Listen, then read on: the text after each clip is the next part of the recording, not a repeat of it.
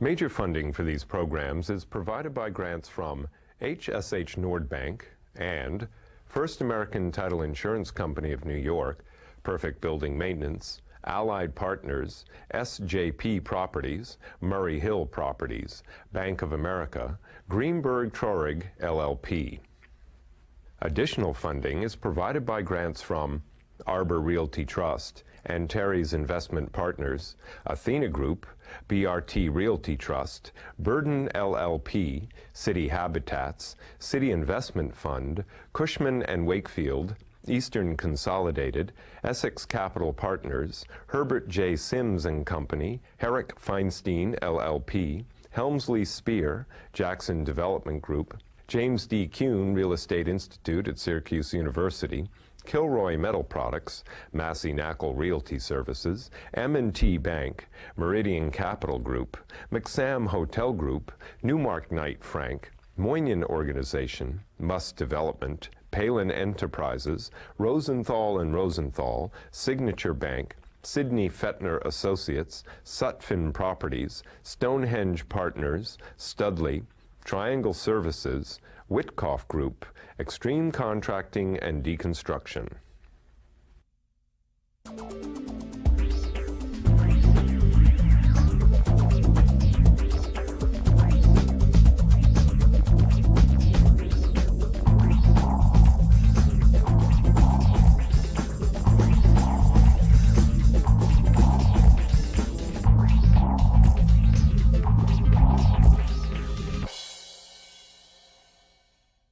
Hello, my name is Michael Stoller, host of the Stoller Report, Real Estate Trends in the Tri-State Region.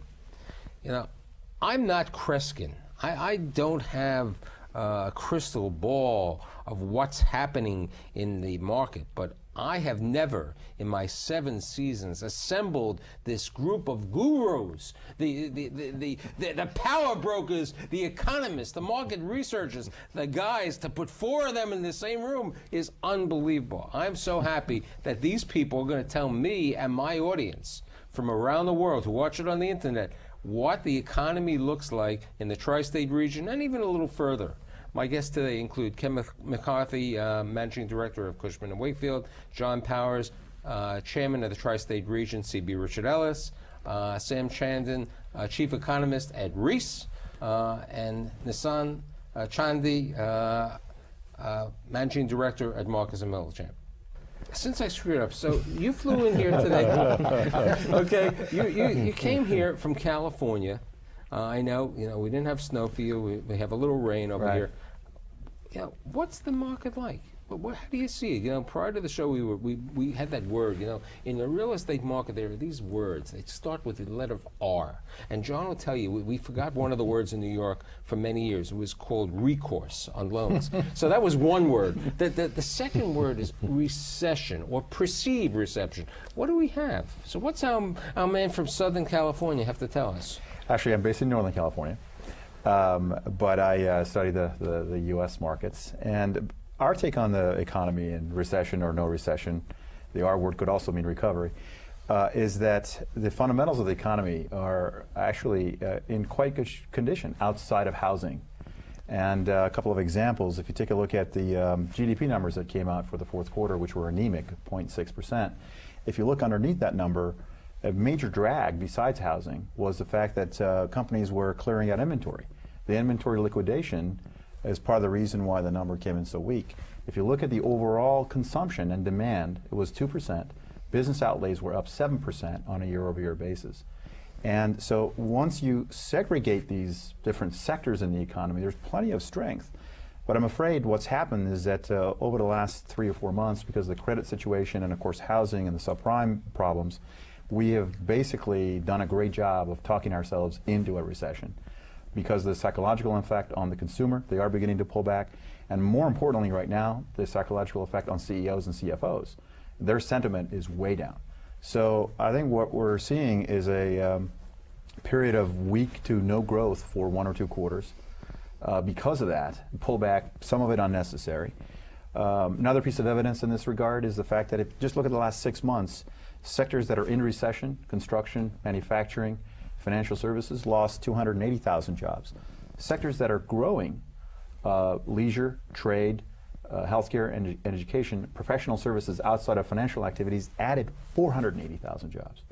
So it's a real bifurcation of what's going on with the economy, but I think we've just moved toward the psychological downturn that at this point appears almost inevitable for first quarter. You know, you bring up the psychological point of view, and John, in your role, and as we were joking prior to the show, each year you do this annual survey. You know, you do this in front of 5,000 people at one of the hotels, and they say what John said last year, what do you say this year? How do these CEOs really look at the market today?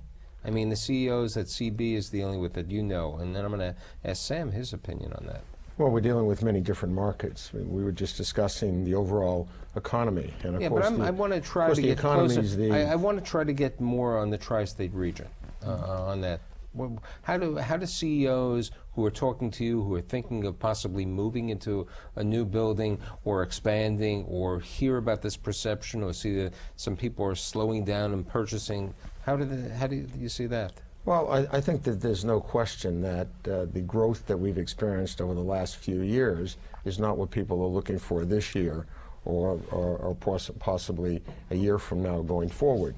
But the market, in terms of the leasing side of the market, which is a good barometer by which to judge business confidence, has held up fairly strongly. We have to see, because leasing is a very slow market, is how it develops, and people are dealing with their space needs out a year, 2 years, or sometimes 4 or 5 years from now. I have to find out over the next quarter or so exactly how this all sorts out. But we have not seen any deals fall apart. We have not seen prices erode to this point. So we think that things are going to be flat, perhaps a little down, but certainly nothing that would be dramatically down. Sam? Well, I think there are a lot of pressures on the economy, both at the national level and for the New York region, and more so now than we've seen over the last couple of years. There's a tremendous level of uncertainty in the market, and you'll find people who are fairly bullish and other people who are concerned that the housing downturn will be protracted, that the overbuilding of housing reached such a level that it will take a number of years for that to recover. And ultimately, the issue around our talking ourselves into a recession or our becoming a self-fulfilling prophecy is an important aspect of an economic contraction, because so much of the activity depends upon how confident consumers feel, and we have seen consumer confidence fall to significantly lower levels than a year ago. It also has to do with business confidence and how confident businesses feel in signing leases or in engaging in investment activities. And there also, we face a problematic situation. But what we've also seen is that the market has become very adept at internalizing new information. And part of the reason for that is it's unclear what is relevant and what is of import for the economy. There are things that are happening now that 2 or 3 years ago, economists would have said, if that happens, we'll fall into recession. A good example is oil prices. But at the end of the day, we've muddled our way through and continued to grow in spite of oil reaching near $100 a barrel. It creates a situation where it's unclear, if oil wasn't the thing, and housing so far, at least in this part of the country, has not been the thing. But it's like putting a pot, and you have certain ingredients. Oil is one ingredient.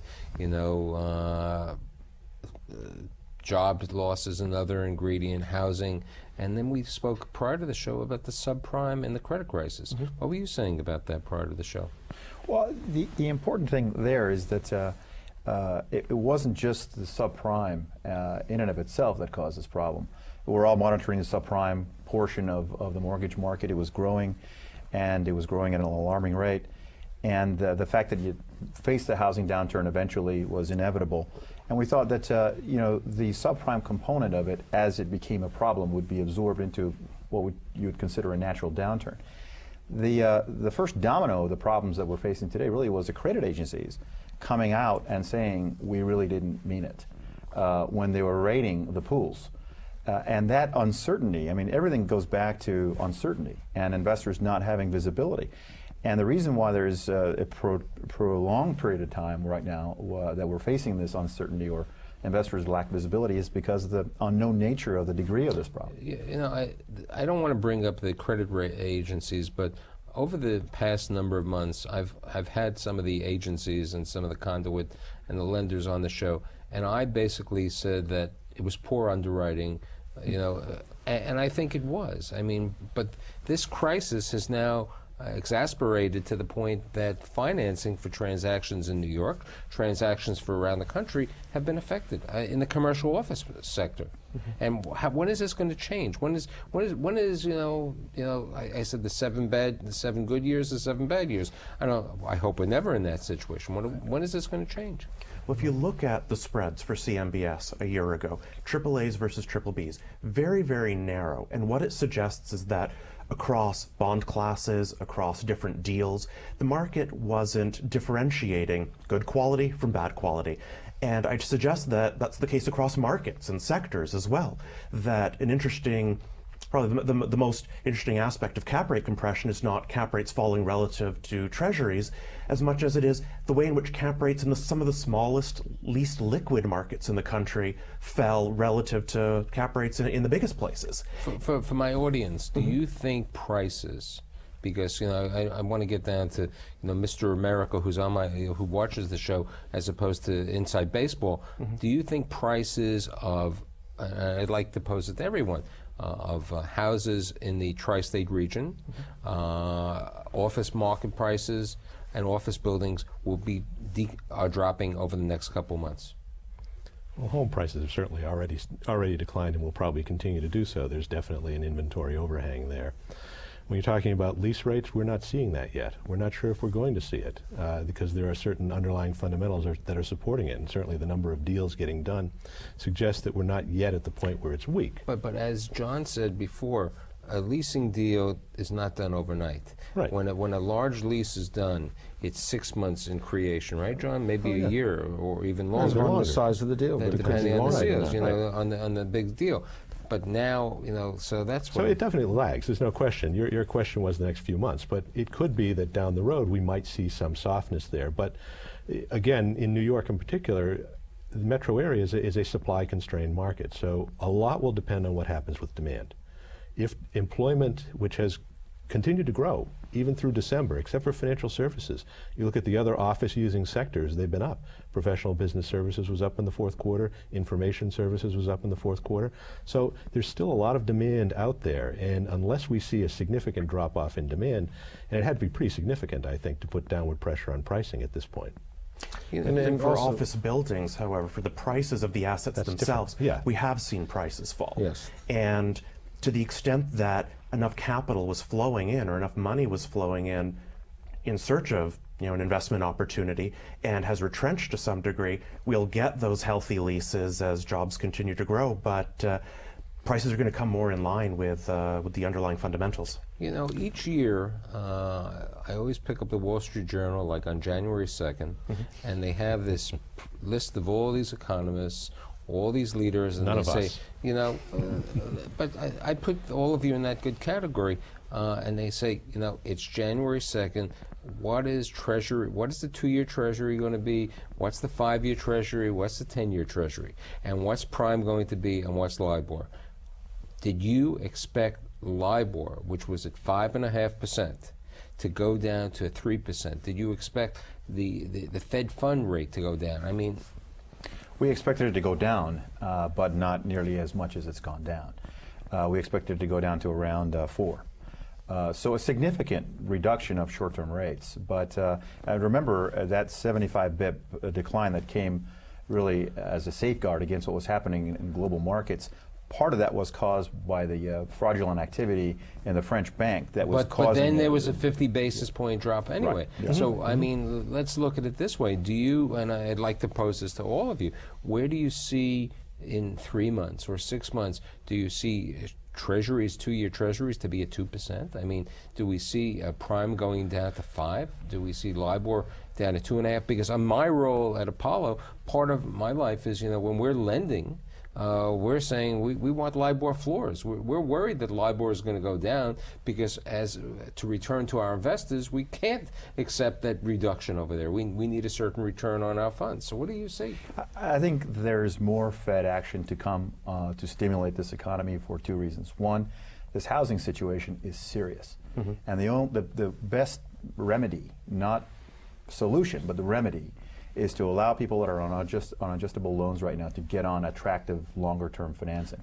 That's one of the things that's coming out as a benefit to what's happening, much more than any other stimuli package or whatever that's being discussed. Secondly, we're in an election year.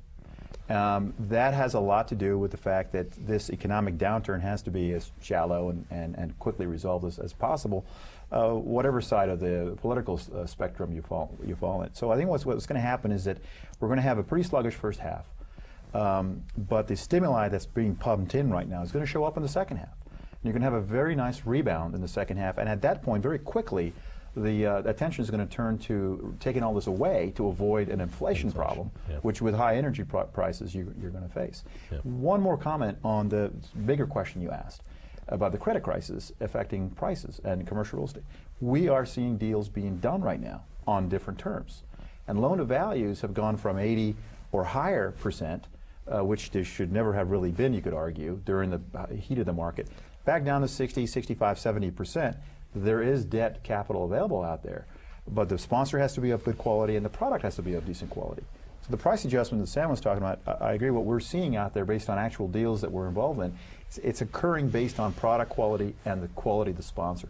There is debt capital out there. A classic credit crunch is 1991 where you couldn't get debt. Today you can get debt. We're doing deals all over the place. Let's put it in perspective in another way too. Right now, so far, write-downs, and no actual losses, write-downs, have been on the order of $120 billion by financial services firms. First of all, if you take that out, by the way, the rest of the S&P is up 11%. It's just the financial firms that are down. Second of all, $125 billion compared to, say, the S&L crisis of the 90s. And the S&L crisis of the 90s was about $250 billion. That occurred in a $6 trillion economy. This is $125 billion in a $14 trillion economy.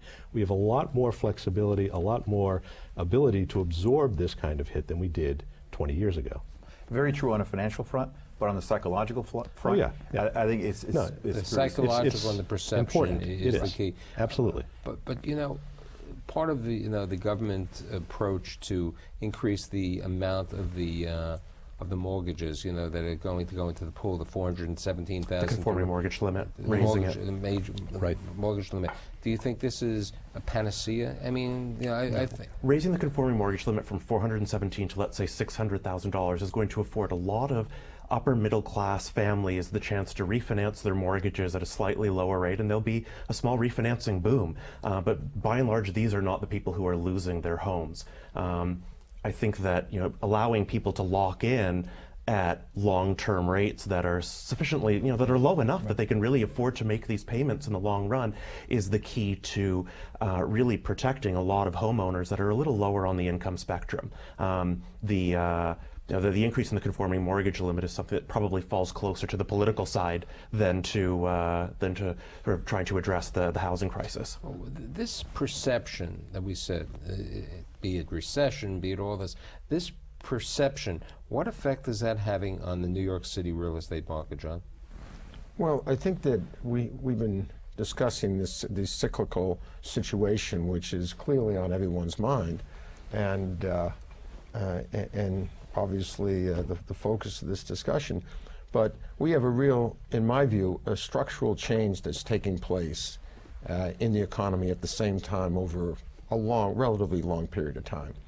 And New York, and particularly Manhattan, is the beneficiary of that as the global economy changes, the national economy changes. And if you look at rent differentials, for example, over the last 20 years, the last 5 years even, Manhattan has benefited much more, as well as certain other cities, relative to the aggregate rise in rents across the country. There's reasons for that. There's reasons why people want to be here. Those reasons aren't going to change if the GDP drops for 1 quarter or for 2 quarters. And those are the fundamental drivers that are going to continue the strength of the Manhattan market in the office sector, in the housing sector, and throughout the economy. You are the chairman of the tri-state region. Manhattan is an island and it's separated. Let's talk about the rest. Let's get to New Jersey, which hasn't seen job growth. Let's get to Westchester and White Plains, which hasn't seen job growth. I mean, what effect is that going to happen? Well, Manhattan is the engine that drives the tri-state economy. If you look at many of the companies that are in the surrounding area, and you do a corporate track of the genealogy of those companies, many of them will come back to Manhattan when they were higher margin businesses before they moved out. Manhattan is really a place for high margin enterprises. But in Stanford, you have companies like UBS and RBS opening up these major facilities, these large trading floors going in there. And as we were saying before, the cost of construction in Stanford is less expensive, like New Jersey. Well, there's a whole history as to why UBS is in Stanford relating to the SBC situation, pre-merger, et cetera. But UBS still has a large block of space in Manhattan. They still have space on the Jersey waterfront. It's difficult when the companies are that size for them not to move people out of the city, because not everyone has to be in the city. Stanford's very unique with them because they've developed a tremendous trading room there and a large critical mass, and it's also very close to the city. If you want to see a crowded Metro North train, go on the 4:30 or 5 o'clock train from Stanford into the city, and you'll see the 20-something crowd having a great time on that train as they're commuting back in and living in the city. So that is still very much part of the engine that drives the tri-state, which is Manhattan. If you look at rents, for example, and just point out something office rents specific, I mentioned generically, if you looked in 1985 and you said what were rents in New Jersey, you'd say $22 somewhere in central New Jersey. In Manhattan and Park Avenue, they were $40. Now they're $32 or $31 in that same area in New Jersey. And on Park Avenue, they're over $100. So that's a very dramatic differential. That differential is because the premium to be somewhere where you can, in an economy where with the internet and Blackberries, et cetera, people say they can be anywhere, is gone up, is much higher. So I think that's what's driving that long-term structural trend, is driving Manhattan. Now, we're all concerned this quarter and this month and this year with the downturn in the economy. I think there's no question it's a downturn. I didn't use the R word, but I think it's clear that it's a downturn, and that will have its effect in Manhattan. We're not seeing the corporate overleasing that we did the last time around. We're not seeing the corporate jobs, particularly the financial service sector, drop large jobs and finally consolidate space and put that on the market. Because if you look at those companies, they've had numbers of divisions, and most of those divisions did well last year. They have a few divisions that did very poorly, and they made some very bad credit assessments, and that's driving the profits down, but they haven't had the layoffs. But in the same manner of this perception, there is a fear perception by lenders. And that's a part of the problem that's having an effect on the market. Many lenders who are not unemployed, it's easier for them to say no than to say yes. A number of banks today, the auditors are saying to the bankers, we want you to mark to market the value of the property. Prices have gone down. We want you to be more conservative. It's like the Sarbanes-Oxley. So it's easier for a lender at a large commercial bank in New York to say, I'm not going to do the loan, as opposed to doing the loan. And it's the rippling effect that's happening. I mean, I wrote an article, it'll appear this week, I think, and I said to a lender who's in business from the Bank of Scotland, and I said, what's condo? He said, there's a word, like I said, recourse. Gone, dead, forgotten. That's what he said about the New York market. He said, we won't do any more condo loans. if part of what leads to price appreciation over the last couple of years is the flow of capital into the market, it's necessarily going to be the case that as that capital retrenches, some of what's supporting prices will fall back. And I think you're absolutely right that in the absence of the CMBS market providing some liquidity, in an environment where bank lenders are certainly more restrained, and part of that is regulatory pressure, that we've grown our exposure to commercial real estate as an asset class at a far faster pace than, let's say, we've developed our capacity to manage and measure the risk associated with those exposures. It'll necessarily be the case that at this point, where there's some degree of uncertainty, again, about how much prices will fall, how much cap rates will go up, because there are more participants in the market than we've had historically. They're not going back up to, cap rates aren't going back up to historic levels. Some of the changes are structural and not just cyclical. Lenders are going to be very circumspect in underwriting deals that might be considered highly levered. You are able to do that in an environment where there was an expectation of rapid price appreciation. But if what you're basing your acquisition on is the fundamentals, you're going to have to be much more careful. Very true. But when it comes to New York, I think John really brought up a great point about the restructuring of New York and the New York premium. I do disagree a little bit that we're going to have more of a downturn than I think we all think, because the fact that I don't think the worst of the financial sector problems are over yet. I mean, in Northern California, Southern California, in the Long Beach area, they've had a major downturn in Europe. Correct, they have. Look, Michael, if I had come to you 15 years ago and said someone's going to pay top of the market rents for views of Bryant Park, what would you have said? I would probably say they should be committed. Right. And here we are seeing exactly that thing. So the city has changed, and it's changed fundamentally. And it's going into this downturn in a better very good shape. position than I think we've seen in any other downturn in modern history. And 150,000 jobs gained in the last 3 years alone, even if you slow the job growth down from 40 to 50,000 to maybe 20 or 25,000, which includes some of my expectation of more job losses in the financial sector. And I think, following your own company, I mean, Marcus, who's a West Coast organization, you've made a concerted effort to come more into the East Coast, into New York. 71 offices nationwide. We're not a West Coast operation anymore, started in the West Coast. But the East Coast is a major expansion region for us. No question about it. So we have about a minute. What does it look like?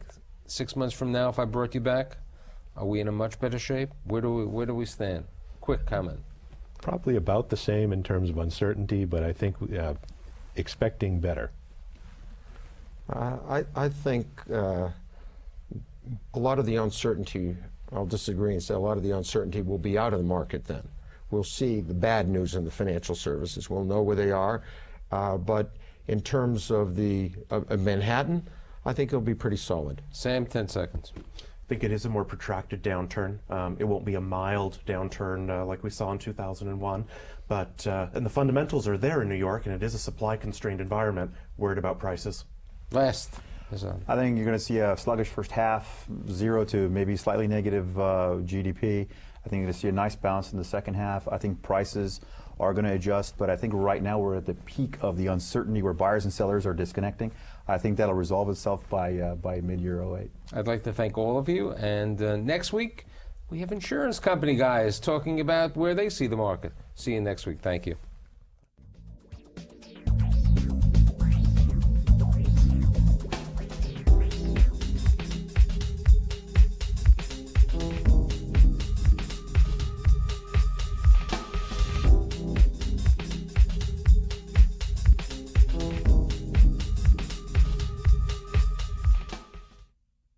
Major funding for these programs is provided by grants from HSH Nordbank and First American Title Insurance Company of New York, Perfect Building Maintenance, Allied Partners, SJP Properties, Murray Hill Properties, Bank of America, Greenberg Traurig LLP. Additional funding is provided by grants from Arbor Realty Trust, Antares Investment Partners, Athena Group, BRT Realty Trust, Burden LLP, City Habitats, City Investment Fund, Cushman & Wakefield, Eastern Consolidated, Essex Capital Partners, Herbert J. Sims & Company, Herrick Feinstein LLP, Helmsley Spear, Jackson Development Group, James D. Kuhn Real Estate Institute at Syracuse University, Kilroy Metal Products, Massey Knackle Realty Services, M&T Bank, Meridian Capital Group, McSam Hotel Group, Newmark Knight Frank, Moynihan Organization, Must Development, Palin Enterprises, Rosenthal and Rosenthal, Signature Bank, Sidney Fettner Associates, Sutphin Properties, Stonehenge Partners, Studley, Triangle Services, Witkoff Group, Extreme Contracting and Deconstruction.